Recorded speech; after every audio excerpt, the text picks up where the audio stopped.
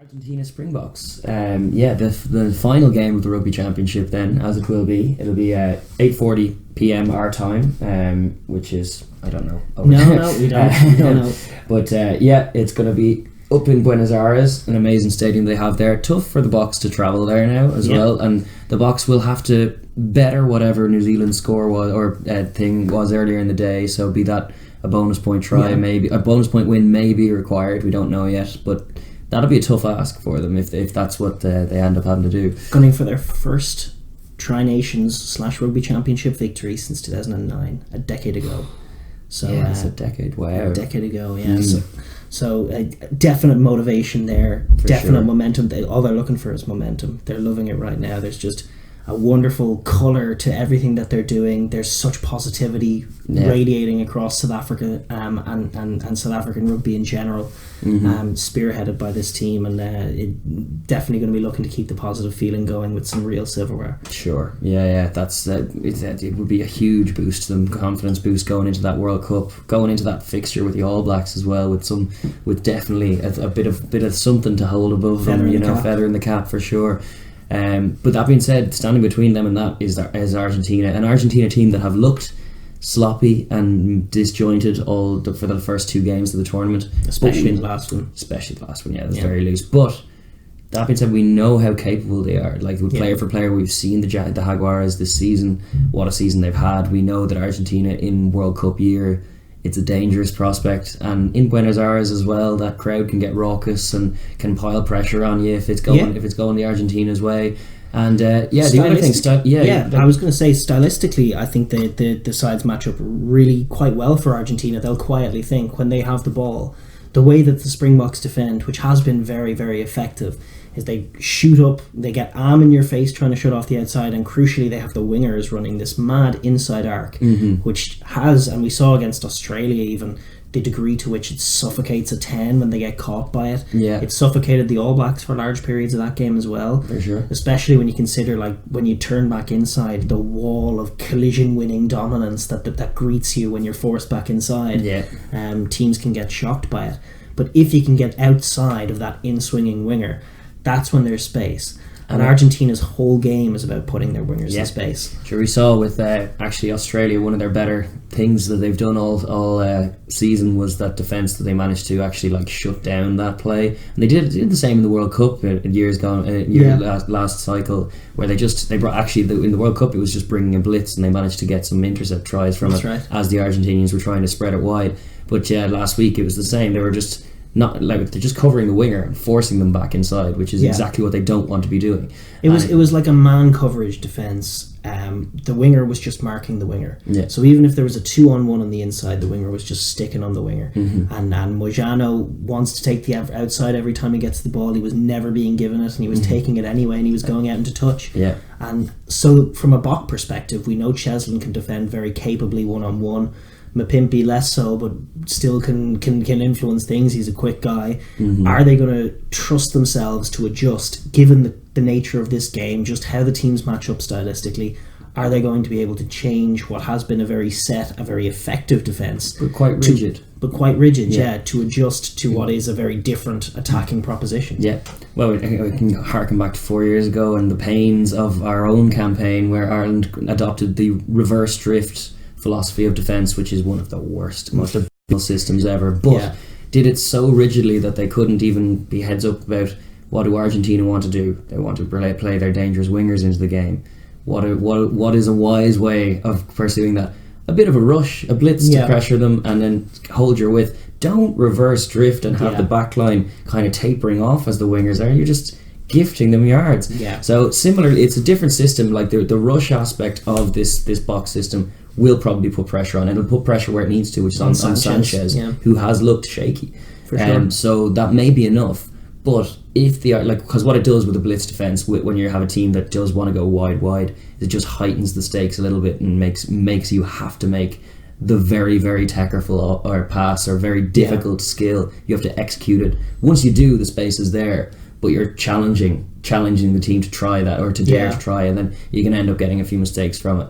But the flip side is you can be made look silly when those passes come off, and then there's acres of space for the likes of Mojano or Boffelli or Tuchele to go streaking into.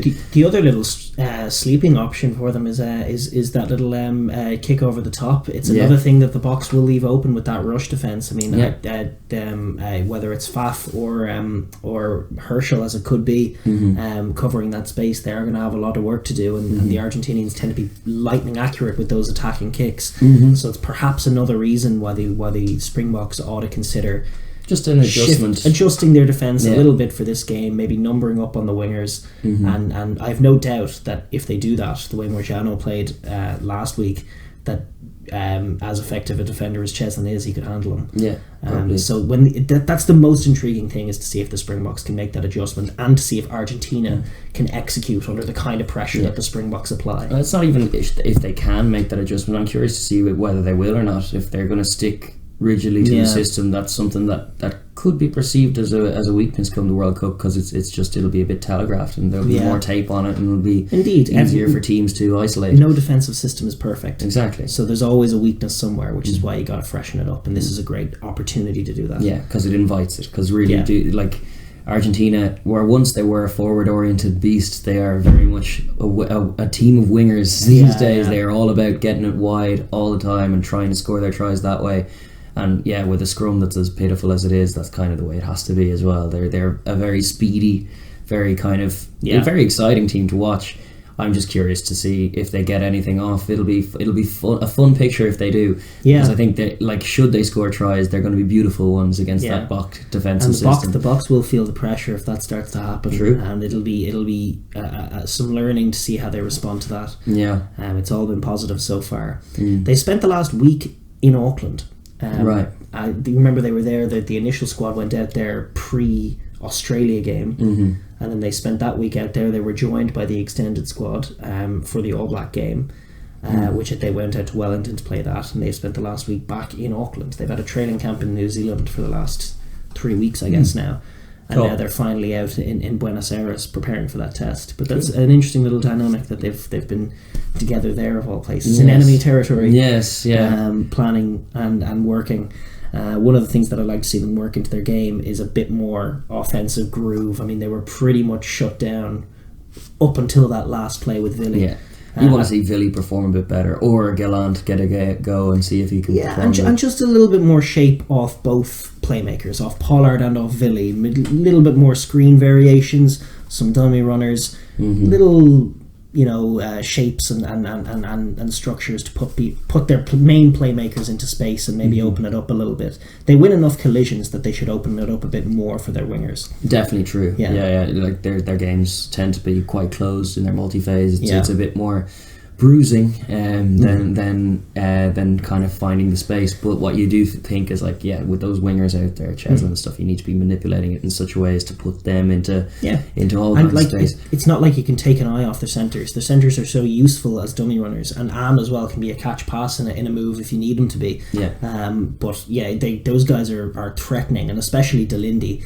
If you're defending him, if you're De La Fuente or Orlando in Argentina, you can't really take your eyes off him, because so often they are going to use him as a hit-up play. He's a great man to use as a decoy, and if the Argentinians do start to drift off him, you just give it to him and he's going to make yards, and there's avenues for success outside of those yards. Delindi gets a little bit of flack, but I actually think of all the exponents of that particular line, the 12 kind of crash-up, hit-up line, It's fairly telegraphed, but he is very, very good at it. Consistently effective. Yeah, he gets over the gain line all the time. I still remember that performance against England at Twickenham. It's crazy, He was just rampaging through the English centres, and it was funny to see. But him and Am is such a good. You're dead right in that. It's a dangerous centre partnership, and quite a big physical one as well. That you can't stand off them. No, you need to be double manning them sometimes. So use that. If they do start to drift off them, give it to them, get the yards, and then when they don't, when they're forced to stay in shape, that's when you open it up a little bit and get Vili into the game. Yeah, and his form, you're right in saying, was not good last week, in spite of that one beautiful pass that set up the try. Yeah, there were around 6 or 7 other errant pieces of play that, had he been playing well, could perhaps have led to 1 or 2 or 3 more tries. He's still the front runner to start, obviously. Yeah, but I think it would be wise. It would serve them well to put in like there are a couple of other dual playmaker options that they have. One of them is Elton Yankees at 10 and Pollard to 12, which is sort of a late game thing they can do. And then the other is just a straight swap with Gelant coming in for Villy. Yeah, and doesn't change the system too much at all. Yeah, I just wouldn't mind, even if they're going to go for their full team, let's win the tournament, etc., etc. I wouldn't mind seeing those two take the bench spots that were occupied by Francois Steyn and Jesse Creel the last time out. Yeah, which was needless. They didn't changing the centres and why. Yeah. Just to create slightly more space on the outside for the All Blacks, which is all it ended up doing. Yes. I think you're dead right. We were making that point last week.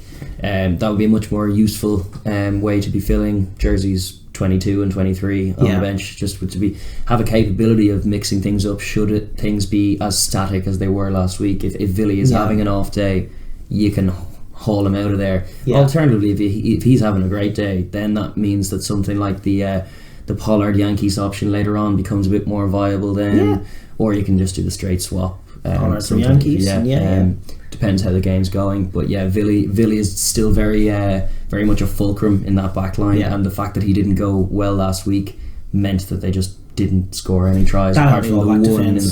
The all back defense, true, which we were singing praises of, and is definitely stellar, but like their system is such that if Villy is off, nothing's going to happen. Not too much is going to happen. No, not out wide. Yeah. That said, all of the talk about the backs, the game is probably going to be one up front. The Boks have one of the most marauding, well balanced and huge packs with a load of depth. They might take the opportunity this week to mix it up. I would suspect no matter who they go for in the front row, they're just going to own the scrum. I think they could probably pick 3 front rows that would own the scrum in this game. Well, certainly those front starting 2 loose heads of Kitsoff or the Beast. I would like the idea of keeping the Beast in reserve to take on that pitiful, whether it's Herrera or whoever it is, comes on at tight head for Argentina. That's just a matchup that's so painful. It's so painful. You'd be tempted to just drop balls deliberately just so you can scrum. I'd also love to see Marcel Coetzee get a run out, a chance to stake his claim in the squad. He got a bench spot in the first week and didn't really get on till late in the game and hasn't really seen enough action. He's been great, and he's a genuine number 7, which does change their system somewhat because they've been doing Peter Steff at 7, which is obviously not a traditional open side at all. Well, the numbers with over there are weird anyway. Like they don't. I think they have their 6 do the more open side rule, but then they actually line up left and right flank, which you almost never see any other nation do. It's more about covering the space, and there's one guy who's better doing it on the open side, one guy better on the blind side. But in South Africa, it's about scrummaging on each side, and so we have a left flank and a right flank, and their 6 tends to do more of the open side style work. So it's a slightly different picture. It's interesting. Just in that news, it's I think we have it in the other news, but it was good to see that Sia Khaleesi's returned to training, which is definitely good news. He won't be available for the selection for this game, but that's still very positive news. He's with the Western Province. Fire up the arse of the likes of Marcel Coetzee, because all of a sudden you're really running out of back row jerseys. So it'd be nice to see him go into Pablo Montero just absolutely needing a big performance, because then you'll probably get one. That's the great thing about the Boks, and they're in such a position where they just have so much depth, and they've always been in that position, but Rassie is actually now managing it well, and it means that when you give guys like that a shot, they are so desperate to not disappoint that they tend to put in absolute mammoth performances. Especially it's rare that kind of position. It's rare that, and it does happen sometimes, that the pressure can get to someone in that circumstance, and they end up not usually a loose forward, not normally, because just the way they play the game, it's kind of being fired up that way kind of helps. Up to a point, unless they get sloppy and give away penalties, a la Lavanini, actually, for a case in point. The Argentinian pack will have a handful trying to contain. It's just move everything wider is all I'd say. I'd love to see Escura get a game at Scrummy. I think they should stick with Sanchez because he's their best hope, but I'd love to see Escura at Scrummy get a game, move the ball nice and quick, resource the offensive breakdown well, and just move it a bit wider. But that said, I think while they may have great tries in them, and one of the most curious pictures is whether they can get outside that Bok rush, as we talked about.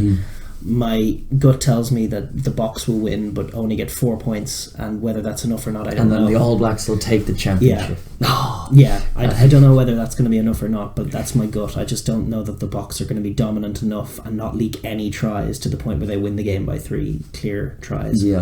That seems unlikely, but it does seem likely that they'll get on top enough to win. Yeah, I would imagine so. I think they're physically stronger than this Argentinian side all across. Yeah, and Argentina have been a bit too loose in this tournament so far. Now it may click. It may click, and they may absolutely blitz the box for a little while. And we've seen it before. We have seen it before. Strange things have definitely happened, and I'm waiting for Argentina to kind of show their face. We have the real Nicolas Sanchez. Please stand up. This is it. Stop floating passes into Brody's bread basket, and let's play some footy. Yeah, indeed. I'm hoping to see a performance that Argentina can be a bit more proud of and take something into the next warm-up game, but then also into the World Cup, because they really have got nothing off so far. Yeah, failing that after the Jaguares bump of confidence, it would kind of be sucked out of them if the Rugby Championship ends with 0-3 and all pretty flat ones. Yeah, just the performance element more so than result is something like I want to see. Some of those slick handling skills that we know they have, or some of those deft little attacking chips through, have them come off. It's more likely that they come off in Buenos Aires than anywhere else. So, you never know. But I'm excited for it. I kind of do want the Boks to win, though, because it would be nice to see them take the Rugby Championship properly, and, a little bit of a slap to the face of all the Kiwis in advance of the World Cup. But then it doesn't matter, because they were only waiting for the World Cup. That was just our June series this year, etc. What we really care about is beating Australia like we do all the time. Yes, yeah. No, it'd be a good feather in the cap for the Boks to go out and win that one. So here's hoping that happens. But we'll be watching. Yeah. I suppose we move on.